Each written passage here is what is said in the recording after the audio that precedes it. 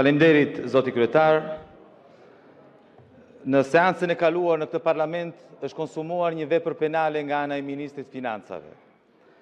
Ministri Financave Aptas ka treguar që ka aksesuar informacione që lidhen me mua, me familjarët e mi, i ka bërë ato publike dhe i ka përdorur për të më shantazhuar publikisht, sepse kërkoja informacione në lidhje me një skandal që ka të bëjë me 120 milion euro të bankers që nuk është vjerë. Nuk jemi këtu e keni keq kuptuar. Po flasim për procesverbalin.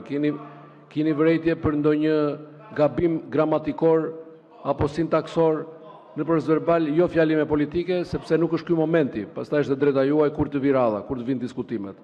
Unë mendoj, zoti kryetar, që ju duhet të shqetësoheni më shumë për atë që ka ndodhur në këtë parlament dhe jo të merreni me mua për cilën fjalë e kam marrë kërkoj të flas.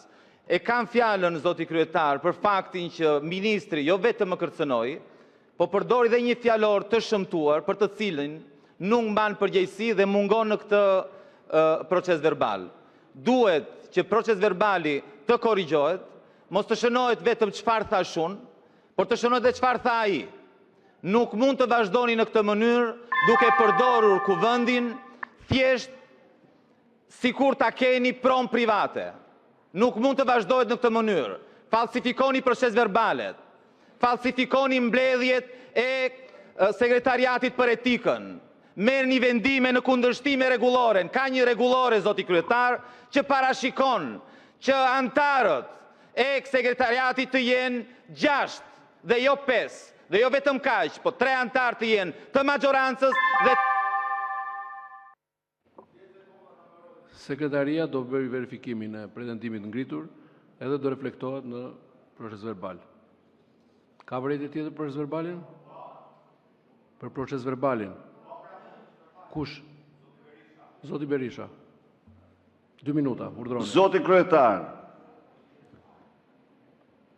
në proces verbal keni censuruar fjalit të tëra për shkak të tmerrit që keni nga fjala ime. Por ato i kam dëgjuar qytetar dhe nuk është ky qëllimi pse marr fjalën. Qëllimi pse marr fjalën është se gjithë çka lexuat ju aty. Nga e para tek e fundit është një sfidë, është karshillek, është përçmim për protestën e qindra mijëra shqiptarëve të cilët kanë një agjendë, ndër më të drejtën që ka patur ndonjëherë, agjendë që u mbështet fuqimisht nga Parlamenti Evropian dje, agjendë e cila ky parlament nuk mund të ketë trajtoj çështje tjetër përveç agjendës së qytetarëve në protestën më madhështore në historinë e këtij vendi. Ndaj dhe tërhiq rendin e ditës, t'i rikthehemi agjendës, mendoj se ky është detyrimi absolut i këtij parlamenti në mënyrë që të mos përfundojë dhe ky aty ku e meriton sa më shpejt. Zoti Berisha, kjo nuk ishte fjalë për verbalin, ishte fjalë për procedurë. Nëse ndjes. Nëse jo për ty, me që se ngritet një pretendim. Po, në rregull.